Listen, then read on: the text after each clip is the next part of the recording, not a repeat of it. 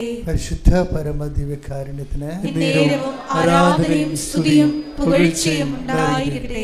പരിശുദ്ധ പരമദിവ്യകാരുണ്യത്തിന് ആരാധനയും സ്തുതിയും പുകഴ്ചയും ഉണ്ടായിരിക്കട്ടെ. നമ്മൾ എന്തിനാണ് ഒരു ഉടമ്പടി ജീവിതം അഥവാ ഒരു ഉടമ്പടി ജീവിതത്തിലേക്ക് വന്നത് എന്നാരെങ്കിലും ചോദിച്ചാൽ എൻ്റെ ഫസ്റ്റ് ആൻസർ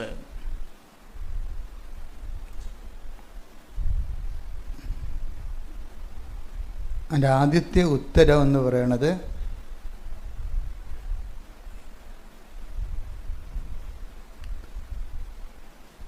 ഇണപിരിയാത്ത ദൈവവുമായിട്ടൊരു ആത്മബന്ധത്തിനാണ്. This may be the correct answer. ഞാൻ ഒത്തിരി ആലോചിച്ചും ധ്യാനിച്ചും പ്രാർത്ഥിച്ചുമൊക്കെ ഇത് പറയണേ, അല്ലാതെ ഓളോടെ സ്ഥലം പറയണതല്ല. വെളുപ്പിനെ 3:30 മണിക്ക് എഴുന്നേറ്റതാണ്. ഞാൻ എപ്പോഴും ഇങ്ങനെ ഉടമ്പടിയുടെ സാക്ഷ്യങ്ങൾ കേൾക്കുമ്പോൾ നമുക്ക് ഒത്തിരി വീണ്ടും വിചാരങ്ങളുണ്ടാവും. ആൾക്കാരുടെ അനുഭവങ്ങളാണല്ലേ ഈ സാക്ഷ്യങ്ങളായിട്ട് ആൾക്കാർ പറയണത്. അപ്പോഴും നമ്മൾ സാധാരണ ഒരു ധ്യാന കേന്ദ്രങ്ങളിൽ ആൾക്കാർ പറയുന്ന അനുഭവങ്ങളിൽ നിന്ന് വ്യത്യസ്തമായിട്ട് അനുഭവങ്ങൾക്കുള്ളിലെ അനുഭവങ്ങൾ ആൾക്കാർ പറയും. ഉടമ്പടിയുടെ ഒരു പ്രത്യേകത അതാണ്. അനുഭവങ്ങൾ ജോലി കിട്ടി, വീട് കിട്ടി, ജപ്തി മാറി, അതുപോലെ തന്നെ കേസ് മാറി എന്നൊക്കെ പറയുന്ന ഈ പൊതുവെയുള്ള അതിൻ്റെ പുറമേ കാണുന്ന ഒരു ഇങ്ങനെ പൊന്തിക്കിടക്കുന്ന കുറച്ച് നമുക്ക് കാണാവുന്ന അനുഭവങ്ങളെക്കാളുപരി അനുഭവങ്ങൾക്കുള്ളിൽ ഇങ്ങനെയുള്ള ഒരു ഫിസിക്കൽ എക്സ്പീരിയൻസിൻ്റെ ഉള്ളിൽ അടിയൊഴുക്ക് പോലെ ശാന്തമായി ഒഴുകുന്ന ഒരു അന്തർഭൗമ പ്രവാഹമുണ്ട്. ആ പ്രവാഹത്തെ നമ്മൾ വിളിക്കുന്ന പേര് ദൈവാനുഭവം എന്ന് തന്നെയാണ്. ദൈവാനുഭവം. അപ്പം ജീവിതാനുഭവവും നമുക്ക് ഭൗതികമായ അനുഭവവും ആത്മീയമായ അനുഭവങ്ങളും ഉടമ്പടിയിലുണ്ട്. ഉടമ്പടി പുതുക്കുന്നതനുസരിച്ച് നിങ്ങളുടെ ആധ്യാത്മിക അനുഭവങ്ങൾ കൂടുന്നുണ്ടോ എന്ന് നോക്കണം. ഇപ്പം നമുക്ക് ഉടമ്പടി വെച്ചിരിക്കുന്ന നിയോഗബന്ധിയാണല്ലോ, നിയോഗബന്ധിയാണ്. കാരണം നമ്മൾക്ക് എന്തെങ്കിലും ഒരു ജീവിത സമ്മർദ്ദം വരുമ്പോഴാണ്, നമുക്കത് താങ്ങാൻ പറ്റാതെ വരുമ്പോൾ നമ്മൾ ദൈവത്തിൻ്റെ കൂട്ട് പരിശുദ്ധ അമ്മയിലൂടെ നേടിയെടുക്കുകയാണ്. ചിലപ്പോൾ ജോലികൾ നീണ്ടുപോവുകയും വരുമാനം ഇല്ലാതെ വരികയും മാസങ്ങളോളം വരുമാനം ഇല്ലാതെ വരുമ്പോൾ അതനുസരിച്ച് ചിലപ്പോൾ കറണ്ട് ചാർജ് കൂടും, ചിലപ്പോൾ വാടക താമസിക്കണമെങ്കിൽ ഉടയക്കാർ ഇറങ്ങാൻ പറയും. അപ്പോൾ അങ്ങനെയുള്ള ജീവിത സമ്മർദ്ദങ്ങൾക്കാണ് നമ്മൾ ഉടമ്പടി എടുക്കുന്നത്. ഒരു സംശയമില്ല കാര്യം. നമുക്ക് ഒറ്റക്ക് താങ്ങിക്കൊണ്ടു പോകാൻ പറ്റാത്ത അവസ്ഥ വരുമ്പോൾ ഈ ഭൗതികമായ കാര്യങ്ങൾക്ക് നമുക്കൊരു സഹായം കിട്ടാനാണ്. കാര്യം ഉടമ്പടിയുടെ ബേസ്മെൻറ്റ് അത് തന്നെയാണ്. അവർക്ക് വീഞ്ഞില്ല എന്ന് പറയുന്നിടത്ത് വെച്ചാണ് തുടങ്ങണത്. വീഞ്ഞെന്ന് പറഞ്ഞാൽ ആത്മീയ കാര്യമൊന്നുമല്ല, കല്യാണത്തിൽ വീഞ്ഞ് തീർന്നു പോയ വിഷയമാണ്. ജീവിതത്തിൽ ചില ഭൗതികമായ സാഹചര്യങ്ങൾ തീർന്നു പോകുമ്പോൾ സാമ്പത്തികം, ജോലി, ആരോഗ്യം, അതുപോലെ തന്നെ സമാധാനം, വീടില്ലാത്ത അവസ്ഥകൾ, അങ്ങനെയൊക്കെ വരുമ്പോൾ നമ്മൾ നോക്കുമ്പോൾ ഇനി നമ്മൾ കൊണ്ട് മാത്രം ഇതിനൊരു പരിഹാരം കാണാൻ പറ്റത്തില്ല. അങ്ങനെ വരും ജീവിതത്തിൽ. ഇപ്പം നിങ്ങൾക്കുള്ള സ്വാധീനങ്ങൾ, നിങ്ങളുടെ വിദ്യാഭ്യാസം, നിങ്ങൾക്ക് ലഭിക്കാൻ സാധ്യതയുള്ള നിങ്ങളുടെ മെരിറ്റ്, ഇതൊക്കെ നോക്കുമ്പോൾ നിങ്ങൾ ചിലപ്പോൾ അകപ്പെട്ട് നിൽക്കണ പോലെ തോന്നും. ആരും നമ്മളെ സഹായിക്കാനില്ല. പിന്നെ വേറെയും ചില കാര്യങ്ങൾ നിങ്ങൾ തിരിച്ചറിയും. എന്താണ്? നമ്മൾ ചിരിച്ചും കളിച്ചുമൊക്കെ നമ്മുടെ കൂടെ നടക്കുന്ന ബന്ധുക്കളും സ്വന്തപ്പെട്ടവർ പോലും നമുക്ക് രക്ഷപ്പെട്ടെന്ന് കാണുമ്പോൾ അവരുടെ മോന്ത മാറും പെട്ടെന്ന് അവരിങ്ങനെ ഒക്കെ ഉണ്ട്. അപ്പോൾ നമുക്ക് വേറെ കാര്യം തിരിച്ചറിയും. എന്താണ്? എല്ലാവരും ഉണ്ട്, ആരും ഇല്ല. അത് കറക്റ്റാണ്. അത് നീ പെട്ടെന്ന് ഞാൻ പറയണത് നിങ്ങൾ എപ്പോഴും പെട്ടെന്ന് തിരിച്ചറിയണമെന്ന് ഞാൻ പറയത്തുള്ളൂ. ചില ആൾക്കാർ വയസ്സായാലേ അറിയത്തുള്ളൂ. ഇതൊക്കെ ഒരു 10-25 വയസ്സുള്ള തിരിച്ചറിയേണ്ട കാര്യങ്ങളാണ്. എല്ലാവരും ഉണ്ട്, പക്ഷേ ബേസിക്കായിട്ട് ആരുമില്ല. അത് നമ്മൾ 25 വയസ്സിൽ തിരിച്ചറിയണം. ചില പൊട്ടന്മാർ അത് 70 വയസ്സാകുമ്പോഴൊക്കെയാണ് തിരിച്ചറിയണം. അപ്പോൾ കയ്യിൽ നിന്നെല്ലാം പോയി പോകും. കയ്യിൽ നിന്ന് എല്ലാം പോയി പോകുമെന്ന് പറഞ്ഞു കഴിഞ്ഞാൽ ഞാൻ എന്താ ഉദ്ദേശിച്ചു ഞാൻ പണവും പൊന്നുമൊന്നുമല്ല, മറിച്ച് ദൈവം. ഇപ്പം ഈ നെടുമ്പാശ്ശേരിയില്ലേ, ഞാനെപ്പോഴും നെടുമ്പാശ്ശേരി ചെല്ലുമ്പോൾ ആ ടെർമിനൽ 3 കാണുന്ന കുറച്ച് കാഴ്ചകളുണ്ട്. ടെർമിനൽ 3 എന്ന് പറഞ്ഞാൽ ഇൻ്റർനാഷണൽ എയർപോർട്ടിൻ്റെ ആണ്, മറ്റേ ഡൊമസ്റ്റിക്. അപ്പോൾ അവിടെ ചെല്ലുമ്പോൾ ആക്കാൻ വരുന്നവർ ഭയങ്കര പിരിഞ്ഞു പോകുമ്പോൾ കെട്ടിപ്പിടിച്ച് കരയുകയും കരഞ്ഞുകൊണ്ട് നിൽക്കുകയും അങ്ങനെ കുറേ സീനുണ്ട്. ഇനി അവിടെ തിരിച്ച് നമ്മളെ ടെർമിനൽ 3 വന്ന് ഇറങ്ങുമ്പോൾ നമ്മളെ കൊണ്ടുപോകാൻ വരുന്നവർ അത്യാഹ്ലാദത്തോട് വരികയും അതുപോലെ തന്നെ കെട്ടിപ്പിടുത്തവും ചിരിയും സന്തോഷവും വേറെ സംഭവമുണ്ട്. അപ്പം ഞാനിതൊക്കെ എല്ലാം ഇങ്ങനെ ശ്രദ്ധിക്കുന്ന ഒരാളാണ്. എന്തെല്ലാം ചെറിയ മൂമെൻറ്റ്സ് പോലും ശ്രദ്ധിക്കും, ഓരോരുത്തർ എന്തെങ്ങനെയാണ് ആ സിറ്റുവേഷൻസ് ഹാൻഡിൽ ചെയ്യണത്. അപ്പോൾ ചില ആൾക്കാരുണ്ട് ഒറ്റക്ക് വരും ഒറ്റക്ക് പോകും. അവരെ കൊണ്ടുവന്നാക്കാനും ആരുമില്ല, കെട്ടിപ്പിടിക്കാനും ആരുമില്ല. അവർ വരുമ്പോൾ സ്വീകരിക്കാനും ആരുമില്ല. ഞാൻ എപ്പോഴും ടാർഗറ്റ് ചെയ്യണത് ആ ഒരു സിറ്റുവേഷനെയാണ്. അപ്പോൾ എൻ്റെ മനസ്സിലെപ്പോഴും തോന്നും ഈ ഉടമ്പടി നമ്മൾ എടുക്കുന്നതിൻ്റെ ഉദ്ദേശം ഇപ്പം ചിലരെ കൊണ്ടുവന്ന് ആക്കാൻ, പണ്ടൊക്കെ നമ്മളുടെ ഈ പ്രായം നമ്മൾ കയറുന്നതനുസരിച്ച് കൊണ്ട് പല പല എക്സ്പീരിയൻസ് അല്ലേ ആൾക്കാർക്ക്. ചോക്ലേറ്റ് എക്സ്പീരിയൻസ് ആയി. 22 വയസ്സ് വരെ ഉള്ളതെല്ലാം ചുമ്മാ ചോക്ലേറ്റ് എക്സ്പീരിയൻസാണ്. വെച്ച് കഴിഞ്ഞാൽ നമുക്ക് കഴിക്കുമ്പോഴൊക്കെ നല്ല രുചിയൊക്കെ തോന്നും, മധുരം ഉണ്ടാവും. കഴിച്ച് കഴിയുമ്പോൾ പിന്നെ ഷുഗർ ഉള്ളവർക്കാണെങ്കിൽ ചിലപ്പോൾ കിഡ്നിയും പോയെന്ന് വരും. ചോക്ലേറ്റ് എക്സ്പീരിയൻസ് എന്ന് പറയും. എന്ന് വെച്ച് കഴിഞ്ഞാൽ നമ്മൾ അപ്പനുണ്ട് ആങ്ങളയുണ്ടെന്നൊക്കെ പറഞ്ഞിട്ട് നമ്മൾ നമ്മുടെ ഒരു പ്രായത്തിൽ നമ്മൾ ഇവരുടെയൊക്കെ സ്നേഹം അത് സത്യസന്ധമായ സ്നേഹമാണ്, ഒരു സംശയമില്ല. അപ്പൻ്റെയൊക്കെ സ്നേഹം എന്ന് പറഞ്ഞാൽ സത്യസന്ധമായ സ്നേഹമാണ്, അതിൻ്റെ ഒരു ഡൗട്ടും ഇല്ല. അമ്മയുടെ സ്നേഹവും സത്യസന്ധമായ സ്നേഹമാണ്. ആങ്ങളമാരുടെ സ്നേഹവും പെങ്ങന്മാരുടെ സ്നേഹവും എല്ലാം, ഭാര്യ ഭർത്താക്കന്മാരുടെ എല്ലാ സ്നേഹങ്ങളും ഞാൻ മനസ്സിലാക്കിയിരിക്കുന്നത് സത്യസന്ധമായ സ്നേഹങ്ങളാണ്. അതിൻ്റെ അകത്ത് യാതൊരു കലർപ്പുമില്ല. ഇൻ കേസ് ചില അനുഭവങ്ങളൊക്കെ വരുമ്പോൾ ചിലർ അങ്ങോട്ടും ഇങ്ങോട്ടും ചെറിയ ചലിക്കുമെന്നുണ്ടെങ്കിലും ബേസിക് ലവ് ഫണ്ടമെൻ്റൽ ലവ് ആണ്. ഞാൻ എന്താ പറയാൻ ഉദ്ദേശിക്കുന്നത് ചോദിച്ചു കഴിഞ്ഞാൽ പക്ഷേ ഇതൊരു പതയാണ് ശരിക്കും. വെച്ചാൽ നമ്മൾ പ്രായമാകുന്നതോടുകൂടി ഈ ആൾക്കാരൊക്കെ ഒന്നെങ്കിൽ നമ്മൾ പിരിഞ്ഞു പോകും, അല്ലെങ്കിൽ അവർ പിരിഞ്ഞു പോകും. ഒന്നെങ്കിൽ നമ്മളെ പിരിഞ്ഞു പോകും, കല്യാണം കഴിച്ച്, അല്ലെങ്കിൽ നമ്മൾ വേറൊരു ജോലി കിട്ടി, നമുക്ക് ട്രാൻസ്ഫറായി, നമ്മുടെ ജോലിക്ക് വേണ്ടി കുഞ്ഞുങ്ങളെ പോറ്റാൻ വേണ്ടി വേറെ ഒരു രാജ്യത്ത് പോയി, വേറെ ഒരു സംസ്ഥാനത്ത് പോയി നമ്മൾ പിരിഞ്ഞു പോകും. അല്ലെങ്കിൽ നമ്മൾ തിരിച്ചു വരുമ്പോൾ നമ്മളെ കൊണ്ടുപോകുന്ന വീട്ടിലോട്ട് കൂട്ടിക്കൊണ്ടുപോകാൻ അപ്പനില്ല. അപ്പൻ നമുക്ക് ചങ്കടി പോയി. കാര്യമാണ് അപ്പൻ്റെ ദൗത്യം പൂർത്തിയാക്കി കർത്താവിലേക്ക് തിരിച്ചു പോയി കാണും. ഏതെങ്കിലും ഒരു കാലത്ത് അപ്പൻ്റെ മരണത്തിന് നമ്മൾ വന്നിറങ്ങേണ്ടി വരും നെടുമ്പാശ്ശേരിയിലെ, ഉറപ്പല്ലേ? ഏതെങ്കിലും ഒരു നിങ്ങൾക്കുണ്ടാകുന്ന കുഴപ്പമെന്ന് വെച്ചാൽ നിങ്ങൾ ആ സമയത്താണ് അയ്യോ പൊത്തൊന്നും നിലവിളിക്കുന്നത്. നിങ്ങൾ മനസ്സിനെ ട്രെയിൻ ചെയ്യണം. ഒരു 25-30 വർഷം മുമ്പിലിട്ടിട്ട് മനസ്സിനെ ട്രെയിൻ ചെയ്യണം. ഇന്ന കാര്യങ്ങൾ 35 വർഷത്തിൽ നടക്കും. It's okay, clear. എന്തുകൊണ്ടാണ് അങ്ങനെ പറഞ്ഞത് വെച്ച് കഴിഞ്ഞാൽ ആ സമയത്ത് അല്ലെങ്കിൽ ദൈവം എന്നോട് അങ്ങനെ ചെയ്ത്, ദൈവം എന്നോട് ഇങ്ങനെ ചെയ്തെന്ന് പറഞ്ഞ വെച്ചാൽ ഇമോഷണൽ ജീവികൾ ആവശ്യമില്ലാത്ത രീതിയിൽ വിഷയം സെൻറ്റിയാക്കി കളയും. അങ്ങനെ അപ്പോൾ അത് ആധ്യാത്മിക ജീവിതത്തെ ബാധിക്കും. അപ്പോൾ ഈശോയുടെ ഒരു നിലപാടെന്ന് പറയുന്നത് ഞാനത് മുൻകൂട്ടി പറഞ്ഞിരിക്കുന്നുവെന്ന് ഈശോ പറയും. ചില ക്ലേശങ്ങളെക്കുറിച്ചൊക്കെ പറഞ്ഞിട്ട് അവസാനം പറയും, നിങ്ങൾ ആ സമയത്ത് കൈയും കാലും വിട്ട് അടിക്കാതിരിക്കാൻ വേണ്ടി ഞാനിത് മുൻകൂട്ടി പറഞ്ഞിരിക്കുന്നു. അത് ഈശോ പറയണം. ഇപ്പം ചില കാര്യങ്ങൾ നമ്മൾ മുൻകൂട്ടി അറിഞ്ഞു വെച്ചേക്കുന്നത് നല്ലതാണ്, അറിഞ്ഞു വെക്കുന്നത്. എന്തിനാണെന്ന് വെച്ച് കഴിഞ്ഞാൽ ആധ്യാത്മികമായ കാലാവസ്ഥകളെ വലിയ ഡിസ്റ്റർബൻസ് ഇല്ലാത്ത രീതിയിൽ നമ്മൾ പുറമേ കാണുന്ന ഫിസിക്കൽ എക്സ്പീരിയൻസിൻ്റെ താഴെ ഉടമ്പടി ഉദ്ദേശിക്കുന്ന ഒരു ദൈവാനുഭവമുണ്ട്. ഉടമ്പടി ഉദ്ദേശിക്കുന്ന ദൈവാനുഭവത്തിലേക്ക് നിങ്ങളെ ലാൻഡ് ചെയ്യുകയാണ് ഞാൻ ഇത്രയും നേരം സംസാരിച്ചതിൻ്റെ ഉദ്ദേശം. അല്ലെങ്കിൽ നിങ്ങൾ ജോലി, വീട്, വിവാഹം, ജപ്തി എന്നും പറഞ്ഞുകൊണ്ട് മരണം വരെ ഇതും പറഞ്ഞുകൊണ്ടിരിക്കും. ഒരു ഉടമ്പടി 3 പുതുക്കി കഴിഞ്ഞാൽ പിന്നീട് ഇതിൻ്റെ അകത്ത് ഈ പുറമെ ആദ്യം കാണുന്ന വിഷയങ്ങൾക്ക് നമുക്ക് പ്രയോറിറ്റി, എംഫസിസ് കുറഞ്ഞു വരണം. എന്താ കാര്യം? ഉടമ്പടിയുടെ ബേസിക് പ്രോമിസ് എന്ന് പറയുന്നത് I will be with you unto the last. അപ്പോൾ അങ്ങനെ പറയേണ്ട ആവശ്യമില്ലല്ലോ. ബൈബിൾ അവസാനിക്കുമ്പോൾ ഈശോ പറയാൻ മറക്കാത്തൊരു കാര്യമാണ്. ബൈബിൾ അവസാനിക്കുമ്പോൾ ഈശോ പറയാൻ മറക്കാത്തൊരു കാര്യമാണ്. എന്താണ്? I will be with U unto the last. എന്നുവെച്ചാൽ കാലത്തിൻ്റെ അവസാനം വരെ ഞാൻ നിങ്ങളോട് കൂടെ ഉണ്ടായിരിക്കും. അപ്പോഴീ ലാസ്റ്റ് എന്ന് പറഞ്ഞ വാക്ക് എന്താണ്? ഈ ലാസ്റ്റ് പലപ്പോഴും ആരും കൂടെ ഉണ്ടാകാത്തൊരു സമയമാണ്.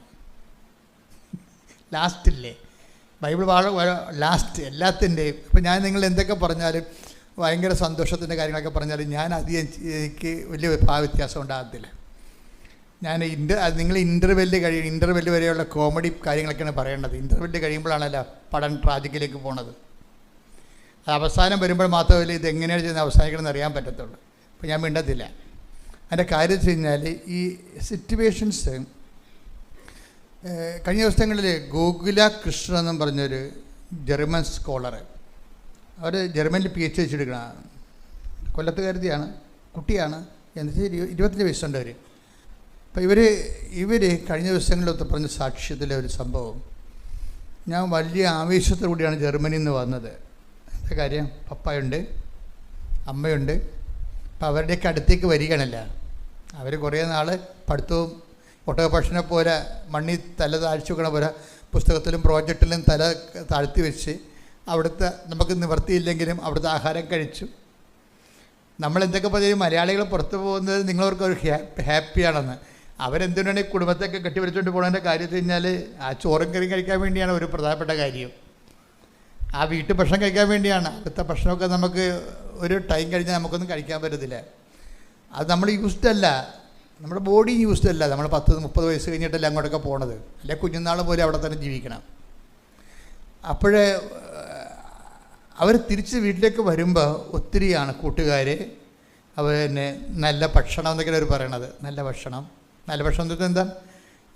നമ്മുടെ ഭക്ഷണത്തിനെ പറയണത്. നമ്മുടെ ഭക്ഷണം നല്ലതാണെന്ന് നമുക്കറിയത്തില്ല. കാര്യം നമ്മുടെ ബോഡിയെല്ലാം വീക്കല്ലേ, നമ്മുടെ ഭക്ഷണം നല്ലതല്ല. ബാക്കിയുള്ള ജനങ്ങളെല്ലാം ഹിന്ദിക്കാർ വരെ എന്തുമാത്രം സ്ട്രോങ്ങാണ്. അവരെ പരിപ്പിൻ്റെ ആളൊക്കെ കഴിച്ചിട്ട് കുടവേറൊന്നും ഇല്ലാതെ, എനിക്ക് പോലും കുടവേറ എന്നോട് ചോദിക്കും, ധ്യാനവും കുടവേറൊന്നും എങ്ങനെ അഡ്ജസ്റ്റ് ചെയ്യണമെന്ന് ചോദിക്കും. ഞാനെന്ത് ചെയ്യാനാ, ഇരുന്ന് ജോലിയല്ലേ എപ്പോഴും. അതുകൊണ്ട് വേറെ കച്ചാടുന്നുണ്ട്. ഇപ്പം ഞാൻ ഇതൊക്കെ നിർത്തി, ചോറൊക്കെ നിർത്തി വരിക. പക്ഷേ എന്ത് സംബന്ധിച്ച് നമ്മുടെ ഭക്ഷണം അത്ര നല്ലതല്ല, പക്ഷെ നമുക്ക് നല്ലതാണ്. നമുക്കത് കഴിക്കാൻ വേണ്ടി നമ്മൾ വരുമ്പോൾ ഇവിടെ എന്താ ഈ ഗോകുലകൃഷ്ണൻ പറയണത്, ഞാൻ ഇത്രയും അത്യാഹ്ലാദത്തോട് വീട്ടിലോട്ട് വരുമ്പോൾ പപ്പയാണെങ്കിൽ വെള്ളമടിച്ച് കോടന്തിരിഞ്ഞ് നിൽക്കുകയും അപ്പം എനിക്ക് വല്ലാത്ത സങ്കടം വന്നു. അപ്പോഴീ കല്യാണം കഴിക്കാത്തവർക്ക് പിന്നെ ഉള്ള പെൺപിള്ളേർക്ക് ആർക്ക് പാപ്പടമുള്ളത് ആരാണ്? ആ പച്ചത്തുരുത്തെന്ന് പറഞ്ഞാൽ അപ്പായാണ് ശരിക്കും പറഞ്ഞാൽ. അമ്മയുണ്ട്, പക്ഷെ പെൺപിള്ളേരെ സംബന്ധിച്ചിടത്തോളം അവർക്ക് പുറത്ത് പറയത്തില്ലെങ്കിൽ അപ്പയുടെ മനസ്സിലേക്കാണ് അവർ വരണത്. ശരിക്കും ആദ്യം ഫസ്റ്റ് ലാൻഡിങ് ചെയ്യണം. ആൺപിള്ളേരാണെങ്കിൽ അമ്മയുടെ മനസ്സിലേക്കായിരിക്കും അവർ വരണത്. അതാ വ്യത്യാസമുണ്ട്. പക്ഷെ ഇവിടെ വരുമ്പോൾ ഈ മനുഷ്യൻ കുടിച്ച് കോൺതിരിഞ്ഞ് ഒരു പരിചയമില്ലാത്ത പോലെയൊക്കെ നിൽക്കണമ്പോൾ തകർന്നു പോകും, മനുഷ്യൻ തകർന്നു പോകും. അതുപോലെ അമ്മയാണെന്ന് അമ്മയുടെ അടുത്ത് വരുമ്പോൾ അമ്മ രോഗിയുമായിട്ട് കിടപ്പാണ്. അപ്പോൾ ആ സീനെന്ന് പറയുന്നത് കോന്ത്രയാണ് ശരിക്കും പറഞ്ഞാൽ, ഉൾക്കൊള്ളാൻ പറ്റത്തില്ല. അപ്പോൾ അവൾ പറയണത്, ഞാൻ ആ സിറ്റുവേഷൻ എങ്ങനെ ഹാൻഡിൽ ചെയ്യുന്നറിയാമോ? ഞാൻ ഹാൻഡിൽ ചെയ്തത് അച്ഛൻ നേരത്തെ പറഞ്ഞിട്ടുണ്ട് ഡെയിലി ബ്രെഡിൽ. അപ്പോൾ ഈ അത് ഡെയിലി ബ്രെഡിൽ ഞാൻ എന്താ പറഞ്ഞു വെച്ച് കഴിഞ്ഞാൽ, ഞാൻ പറഞ്ഞു ഈശോ ജോർദാൻ നദിയിലെ പച്ചപ്പിൽ നിന്നാണ് നേരെ മരുഭൂമിയിലേക്ക് പോകുന്നത്. അപ്പോൾ ബുദ്ധിയുള്ള ആൾക്കാർ ഞാൻ പറയുമ്പോൾ അവിടെ ലൈഫുമായിട്ട് അതിനെ തട്ടിച്ച് നോക്കും. അവർ പിടിച്ചു നിൽക്കണത് എങ്ങനെ? അതാണ്. അപ്പോൾ അവളും ശരിക്കും എന്താ ചെയ്തിരിക്കണത്, അവൾ ആ പച്ചപ്പിൽ നിന്ന് നേരെ വീട്ടിൽ വരുമ്പോൾ വീടല്ലാണ്ടായി തോന്നുന്ന അവസ്ഥ. വീടിൻ്റെ കെമിസ്ട്രി ആകെപ്പാടെ മാറി അത് വേറൊരു കോമ്പൗണ്ടായിട്ട് മാറിയിരിക്കുക, വേറൊരു സംഭവമായിട്ട്. നമ്മുടെ വീടൊക്കെ മാറണമെങ്കിൽ അധികം സമയം വേണ്ട. എൻ്റെ അഭിപ്രായത്തിൽ ഇടയ്ക്കിടയ്ക്ക് വീട് മാറിക്കൊണ്ടിരിക്കണമെന്നുള്ളതാണ്. ഓരോരുത്തരുടെ സഭ. ഇപ്പോൾ കെട്ടിയ ഒരാൾ വന്ന് കല്യാണം, ഇപ്പോൾ എക്സ്ട്രാ ഒരു ന്യൂ കമർ കല്യാണം കഴിച്ച് നമ്മുടെ മകൻ്റെ ഭാര്യ വന്നു കഴിയുമ്പോൾ അതിൻ്റെ കെമിസ്ട്രി അപ്പം തന്നെ കോമ്പൗണ്ടായിട്ട് വേറെ ഒരു പദാർത്ഥമായിട്ട് വീട് മാറും. ഇതിനെല്ലാത്തിനും അക്കോമഡേറ്റ് ചെയ്ത് നിൽക്കാനുള്ള കഴിവെന്ന് പറയണത് അത് ക്രിസ്തു നമുക്ക് തരുന്ന കഴിവാണ്. ക്രിസ്തു ഇല്ലെങ്കിൽ നമ്മളിതിനെ വയലൻ്റായിട്ടും ബ്രൂട്ടലായിട്ടും ആനിമാലിറ്റി ആയിട്ട് കൈകാര്യം ചെയ്യും വിഷയം. ക്രിസ്തു ഉണ്ടെങ്കിൽ, ഇപ്പോൾ കഴിഞ്ഞ ദിവസങ്ങളിൽ ഇന്നലെ എൻ്റെ കുർബാനയായിരുന്നു ഇവിടെ. അപ്പോൾ ഇന്നലെ സകല വിശുദ്ധന്മാരുടെയും തിരുനാളാണ്. അപ്പോൾ അവിടെ വചനം വായിച്ച പരിശുദ്ധാത്മ പറഞ്ഞു, ഈ ശാന്തശീലർ അനുഗ്രഹരാകുന്നു, അവർ ഭൂമി കൈവശമാക്കും. അപ്പോൾ അത് എങ്ങനെ എക്സ്പ്ലെയിൻ ചെയ്യേണ്ടതെന്ന് പ്രാർത്ഥിച്ചപ്പോൾ പരിശുദ്ധാത്മ പറഞ്ഞു, താഴെ കിടക്കുന്ന വചനത്തിൻ്റെ താക്കോൽ വെച്ചാണ് ഈ വീട് തുറക്കേണ്ടതെന്ന് പറഞ്ഞു. എന്താണ്? ശാന്തശീലർ അനുഗ്രഹരാകുന്ന ഭൂമി കൈവശമാക്കും. അപ്പം നമ്മൾ നിൽക്കുന്ന ഇടത്തിൻ്റെ മേൽ ആധിപത്യം സ്ഥാപിക്കുന്നതിന് ശാന്തത വേണമെന്നാണ് ഈ പറയണത്. അല്ലെങ്കിൽ നമ്മൾ വീടൊഴിഞ്ഞ് പോകേണ്ടി വരും, അല്ലെങ്കിൽ അവിടെ ജീവിക്കാത്തതും കണക്കായിട്ട് വരും. ശാന്തത. അപ്പം അത് എങ്ങനെയാണ് ആ ശാന്തത ഉണ്ടാക്കണത്? ആ ശാന്തത ഉണ്ടാക്കണതിൻ്റെ താഴൊരു വചനമുണ്ട്, എന്നെ പ്രതി മനുഷ്യർ നിങ്ങളെ അവഹേളിക്കുകയും വ്യാജമായി എല്ലാത്തരം കുറ്റങ്ങൾ നിങ്ങളുടെ മേൽ ആരോപിക്കുകയും ചെയ്യുമ്പോൾ നിങ്ങൾ ആഹ്ലാദിച്ചുല്ലസിക്കുകയും സ്വർഗത്ത് നിങ്ങൾക്കുള്ള പ്രതിഫലം. Take the word of God. Mathai 5:11-12 തിരുവചനങ്ങൾ. 5:11. എന്നെ പ്രതി മനുഷ്യർ നിങ്ങളെ അവഹേളിക്കുകയും പീഡിപ്പിക്കുകയും എല്ലാവിധ തിന്മകളും നിങ്ങൾക്കെതിരെ വ്യാജമായി പറയുകയും ചെയ്യുമ്പോൾ നിങ്ങൾ ഭാഗ്യവാന്മാർ. നിങ്ങൾ ആനന്ദിച്ചാഹ്ലാദിക്കുവിൻ. സ്വർഗത്തിൽ നിങ്ങളുടെ പ്രതിഫലം വലുതായിരിക്കും. വളരെ കൃത്യമാണ് അതിൻ്റെ അകത്ത് മുകളിൽ പറഞ്ഞ സുവിശേഷ ഭാഗ്യങ്ങളാണ് വിഷയം. ആ സുവിശേഷ ഭാഗങ്ങളിൽ എന്തൊക്കെയാണ് ഉള്ളതെന്ന് നോക്കിയേ. ശാന്തശീലർ, മത്തായി 5:3 തിരുവചനം. ആത്മാവിൽ ദരിദ്രരായവർ ഭാഗ്യവാന്മാർ, സ്വർഗരാജ്യം അവരുടേതാണ്. വിലപിക്കുന്നവർ ഭാഗ്യവാന്മാർ, അവർ ആശ്വസിപ്പിക്കപ്പെടും. വിലപിക്കുന്നവർ ഭാഗ്യവാന്മാർ, അവർ ആശ്വസിപ്പിക്കപ്പെടും. ശാന്തശീലർ ഭാഗ്യവാന്മാർ, അവർ ഭൂമി അവകാശമാക്കും. ശാന്തശീലർ ഭാഗ്യവാന്മാർ, അവർ ഭൂമി അവകാശം. എൻ്റെ പ്രിയപ്പെട്ടവർ, ഇത് വിഷയം എന്ന് പറയുന്നത്, നിങ്ങൾ വിലപിച്ചാലും ശാന്തത ശീലമാക്കിയാലും എന്ത് ബേസിലായിരിക്കണം അങ്ങനെ ചെയ്യണത്? വിലപിക്കണമെങ്കിൽ എന്നെ പ്രതി, അതാണ് വിഷയം. എല്ലാം സോൾവ് ചെയ്യണതും സമാധാനം ഉണ്ടാക്കുന്നതും ആരാണ്? ഈശോയാണ്. ശരിക്കും ഒരു വിഷയം, കർത്താവ് നമ്മളിൽ നിന്ന് പിരിഞ്ഞു പോകാതിരിക്കാനും, ഒരിക്കലും നിങ്ങൾ പഴയ നമ്മൾ ഈ കെമിസ്ട്രി കുടുംബത്തിൻ്റെ ഈ പദാർത്ഥം പുതിയ ഒരു എലമെൻ്റ് വന്ന് ഒരു ഫോറിൻ എലമെൻ്റ് വരുമ്പോഴും അത് പിന്നീട് നമ്മളുടെ ജീവിതത്തിൻ്റെ ഭാഗമായി മാറുന്നവരെയുള്ള പ്രോസസ്സ്, ട്രാൻസിഷൻ ടൈമില്ലേ, ആ ട്രാൻസിഷൻ ടൈമിൽ എപ്പോഴും നിങ്ങൾ ക്രിസ്തുവിന് ഒന്നാം സ്ഥാനം കൊടുത്തുകൊണ്ടിരിക്കണം. പറഞ്ഞ മനസ്സിലായ? ക്രിസ്തുവിന് ഒന്നാം സ്ഥാനം കൊടുക്കണം. അല്ല, അവരങ്ങനെ പറഞ്ഞു, ഇവരിങ്ങനെ പറഞ്ഞു, ഞാനങ്ങനെ പറഞ്ഞപ്പോൾ എൻ്റെ അടുത്ത് ചാടിക്കയറി അങ്ങനെ ഞാൻ നീ എന്ന് പറയരുത്. ക്രിസ്തുവിന് ഒന്നാം സ്ഥാനം കൊടുക്കണം. അവിടെ ഇതൊരു കൾച്ചറിങ്ങിൻ്റെ ടൈമാണ് ശരിക്കും. അവിടെയാണ് ഈശോ ഇപ്പോൾ നിങ്ങൾ ശാന്തത കാണിച്ചാലും നിങ്ങൾ വിലപിച്ചാലും അതെന്താണ്? ചില കാര്യം റീഫണ്ടബിൾ അല്ലെന്ന് നേരത്തെ പറഞ്ഞിട്ടുണ്ട്. പ്രാർത്ഥിക്കുന്നു, അപ്പം തന്നെ ഉത്തരം കിട്ടുന്നതാണ് റീഫണ്ടബിൾ എന്ന് പറയുന്നത്. അപ്പം നമ്മൾ പ്രാർത്ഥിക്കുന്നു, അപ്പം തന്നെ അതിൻ്റെ റെഡിമെയ്ഡ് ആൻസർ കിട്ടുന്നു. പക്ഷേ ഈശോ കൃത്യമായിട്ടൊരു കാര്യം പറഞ്ഞു, ചില കാര്യങ്ങൾക്ക് നമ്മൾക്ക് റെഡിമെയ്ഡ്, റെഡി ടു ആൻസർ, എന്താണ് ഇൻസ്റ്റൻറ്റ് പോലെ ബ്രേക്ക്ഫാസ്റ്റ്, ഇൻസ്റ്റൻറ്റ് ബ്രേക്ക്ഫാസ്റ്റ് എന്നൊക്കെ പറയത്തില്ലേ, റെഡി ടു ഈറ്റ് എന്ന് പറഞ്ഞ് ചുമ്മാ കൊണ്ടുപോയി ഒന്ന് ഓവനിൽ കാണിച്ചിട്ട് കഴിക്കാൻ പറ്റിയ സാധനമായിട്ടല്ല. അത് കുറച്ച് കഴിഞ്ഞ് മാത്രമേ റീഫണ്ടബിൾ ആകത്തുള്ളൂ. കോശമണി പോലെയാണ്. കോശമണി നമ്മൾ കോളേജിൽ ചെല്ലുമ്പോൾ പ്രത്യേകിച്ച് സെക്കൻഡ് ഗ്രൂപ്പുകാർക്ക് കുറച്ച് പണം അവിടെ അടക്കണം. ഇവർ വരെ തല്ലുകയോ പൊട്ടിക്കുകയൊക്കെ ചെയ്തെങ്കിൽ അതിന് പണം പിടിക്കാൻ വേണ്ടി ആക്കണം. ചില സംഭവങ്ങൾ കോശമണി പോലെയാണ്, പിരിഞ്ഞു പോരുമ്പോൾ നമുക്ക് കിട്ടത്തുള്ളത്.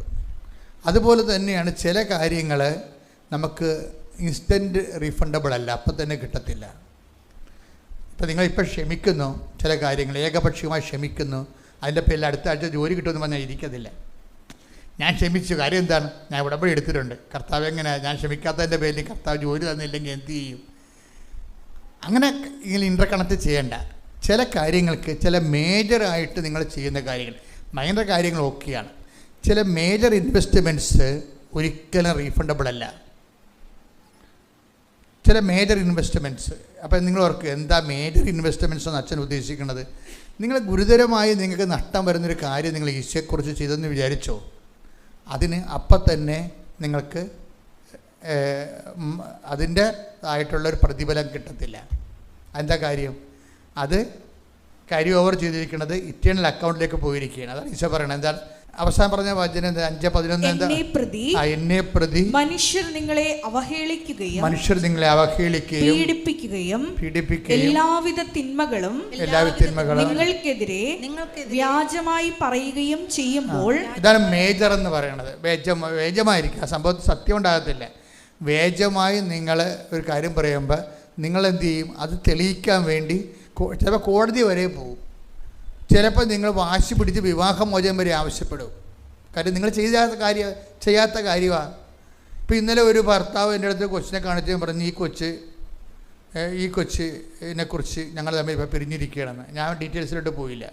എന്തിനാണ് അവനെ കൊണ്ട് തോന്നിയ വാസത്തെ തെറ്റ് പറയിപ്പിക്കുന്നത്? ഞാൻ കർത്താവ് ആ വിഷയം ഒരു കൊച്ചു ജനിച്ചപ്പോൾ അതിൻ്റെ പേരിൽ പറഞ്ഞ് പെശകി ഭർത്താവും ഭാര്യയായിട്ട് പിരിഞ്ഞിരിക്കുകയാണ്. അപ്പോൾ അത് ഇതിൻ്റെ അകത്ത് രണ്ടുപേർക്കും അറിയാം വലിയ കഥയൊന്നും ഇല്ലെന്നറിയാം. പക്ഷേ ഒരു വാശിയാണ് അവിടെ വർക്ക് ചെയ്യണത്. ഈ വാശി വിട്ടുകൊടുക്കാൻ ആരും തയ്യാറല്ല. കുറഞ്ഞു പോകുമെന്ന് വിചാരിച്ചിട്ട് അവൾ കുറഞ്ഞു പോകും, അല്ലെങ്കിൽ അവൻ കുറഞ്ഞു പോകുമെന്ന് വിചാരിച്ചുകൊണ്ട് അവൾ വരട്ടെ അല്ലെങ്കിൽ അവൻ വരട്ടെ എന്ന് പറഞ്ഞുകൊണ്ട് കാത്തിരുന്ന് മുടി നിരക്കണമെന്ന് കോടതി തോക്കണം എന്നല്ലാതെ വേറെ കാര്യമൊന്നുമില്ല. നിങ്ങളെപ്പോഴും നമ്മൾ ശ്രദ്ധിക്കേണ്ടത്, ഒരു സാധനത്തിനെ കെട്ടിയെടുത്താൽ പിന്നെ അത് നിങ്ങൾ ദൈവത്തിൻ്റെ ദൃശ്യത്തിനെ ആശ്രയിച്ച് മേടിച്ച സാധനമാണെങ്കിൽ അതിനെ കളയാതിരിക്കുന്നതാണ് എപ്പോഴും ഭാര്യയ്ക്കും ഭർത്താവിനും നല്ലത്. തമാശയല്ല. കാരണം നിങ്ങൾ കഴിഞ്ഞിട്ട് വാശിപ്പുറം കളഞ്ഞിട്ട് വേറെ ഒരെണ്ണത്തിനെ കെട്ടി അവളുടെ മുമ്പിൽ കൂടി ഞാൻ നടക്കുമെന്നൊക്കെ പറഞ്ഞിട്ട് കഥയൊന്നും അതൊക്കെ ചുമ്മാ മസിൽ പിടുത്തമാണ്. കുറച്ച് കഴിയുമ്പോൾ നിങ്ങൾ വയസ്സാകും. ഇപ്പം നിങ്ങൾ പറയും അവനേക്കാളും ബെറ്റർ ആയിട്ടുള്ളവനെ ഞാൻ കല്യാണം കഴിച്ചിട്ട് അവൻ്റെ വീടിന് വായി കൂടി പോകും, അതിനേക്കാൾ ബെറ്ററുള്ള കാറ് ഞാൻ മേടിക്കും. ഇങ്ങനെ കുറേ മൃഗങ്ങളുണ്ട് ശരിക്കും പറഞ്ഞാൽ. എന്ന് വെച്ചാൽ മൃഗങ്ങളെന്ന് പറഞ്ഞാൽ എന്താണ്? ആത്മാവില്ലാത്ത സാധനങ്ങൾ. ദൈവത്തെ മാറ്റി നിർത്തിയിട്ട് വീമ്പിളക്കിയിട്ട് ആൾ കളിക്കാൻ നോക്കുന്ന വാശികൾ. ഇതിന് ബൈബിൾ വിളിക്കുന്ന പേര് ലോകമെന്നും വിളിക്കും, പിശാചെന്നും വിളിക്കും. ലോകമെന്ന് പറഞ്ഞാൽ എന്താണ്? ഇതുപോലുള്ള വാശി, വൈരാഗ്യം, മത്സരം. ഉടമ്പടിയിൽ എപ്പോഴും വരുമ്പോൾ നിങ്ങളുടെ ലോകത്തിൻ്റെ കണ്ടൻറ്റ് നിങ്ങൾ ടാർഗറ്റ് ചെയ്യേണ്ട ഒരു വിഷയമാണ്. എന്നിൽ ലോകമുണ്ടോ, വാശിയുണ്ടോ, മത്സരമുണ്ടോ? വാശി എന്നാണ് പിന്നെ ഒരു മത്സരം വരണത്. മത്സരത്തിൽ നിങ്ങൾ ജയിച്ചാലും അവസാനം തോറ്റന് തുല്യമാണ്. എന്താ കാര്യം? ക്രിസ്തു ഈ ഫോർമാറ്റിൽ വർക്കൗട്ട് ചെയ്യത്തില്ല. അപ്പോൾ ക്രിസ്തുവിനെ നിങ്ങൾക്ക് മിസ്സാകും. ക്രിസ്തുവിനെ മിസ്സാകുന്നില്ലെങ്കിൽ നമ്മളെന്തിനാ ഉടമ്പടിയിൽ കാരുണ്യപ്രവൃത്തിയും അതുപോലെ തന്നെ ഇവാഞ്ചലൈസേഷനും ഒക്കെ വെച്ചിരിക്കണത് എന്താ? അതിൻ്റെ ഒരു ബേസ് എന്ന് പറഞ്ഞാൽ, ഒരു കാര്യം എന്ന് പറഞ്ഞാൽ ക്രിസ്തുവിനെ നിങ്ങൾക്ക് ഒരു കാരണവശാലും നിങ്ങൾക്ക് മിസ്സാകാതിരിക്കാനാണ്. കഴിഞ്ഞ ദിവസങ്ങളിലൊരു സാക്ഷ്യം ഉണ്ടായി. എന്നാ സാക്ഷ്യം എന്ന് പറയാമോ? അതായത് ഒന്ന് സ്തുതിക്കട്ടെ മക്കളെ. ഹല്ലേലൂയ, ഹല്ലേലൂയ, ഹല്ലേലൂയ. സാക്ഷ്യങ്ങളിലൂടെ സംസാരിക്കുന്ന പറയുന്നു. ഹല്ലേലൂയ,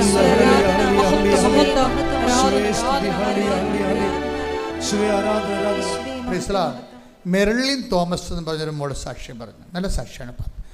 പെട്ടെന്ന് ആൾക്കാർ ആ സാക്ഷ്യം കൂടുതലുണ്ട്. 37,000 അപ്പോൾ ഈ മെറിലിൻ പറയണത്, ഞാൻ നേരത്തെ ഉടമ്പടി എടുത്തതാണ് പക്ഷെ വർക്കൗട്ട് ചെയ്തില്ലെന്ന് പറഞ്ഞു.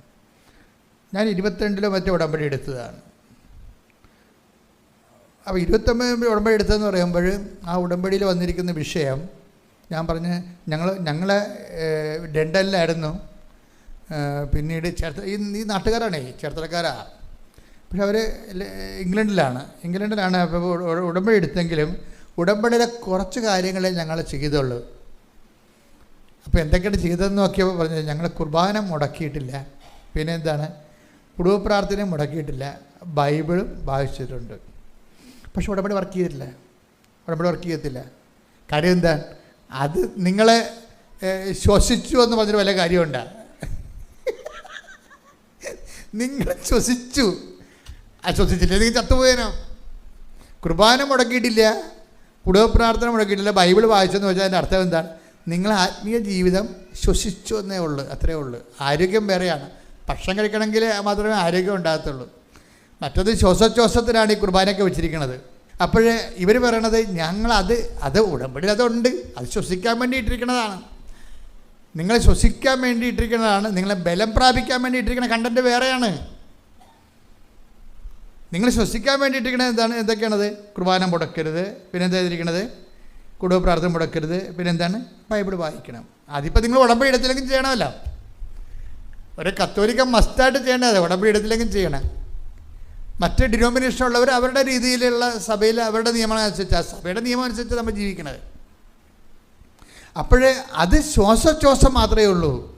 ഉടമ്പടിയിൽ എക്സ്ട്രാ വന്നിരിക്കണത് എന്താ? കാരുണ്യ പ്രവൃത്തി. പിന്നെ അത് വന്നിരിക്കണത് എന്താണ്?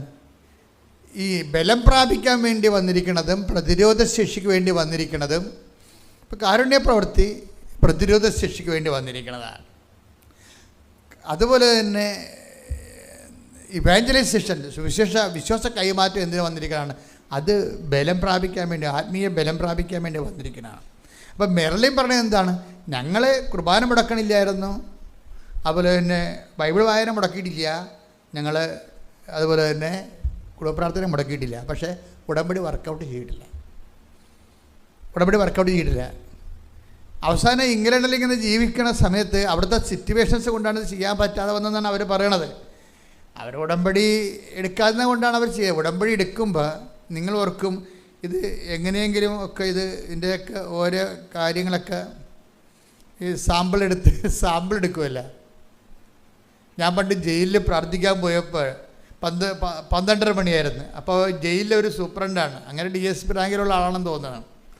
അപ്പോഴാണ് അദ്ദേഹത്തിൻ്റെ മുമ്പിൽ പോലീസുകാർ സാമ്പാറും സദ്യയും കൊണ്ടുവന്ന് വെക്കും. അപ്പോൾ അയാൾ ഒരു പാത്രം ഉണ്ടല്ലോ, ഒരു പാത്രത്തിൽ തന്നെ പല പല പാത്രങ്ങളില്ലേ, കറികളൊക്കെ അല്ല, അതിൽ നിന്നെല്ലാം അയാൾ ഓരോ നുള്ളെടുത്തിട തിന്നും. എന്നിട്ട് അയാൾ അടുത്ത പോലീസുകാരന് കൊടുക്കും, അയാൾ കൊണ്ടേ പ്രതികൾക്ക് കൊടുക്കും.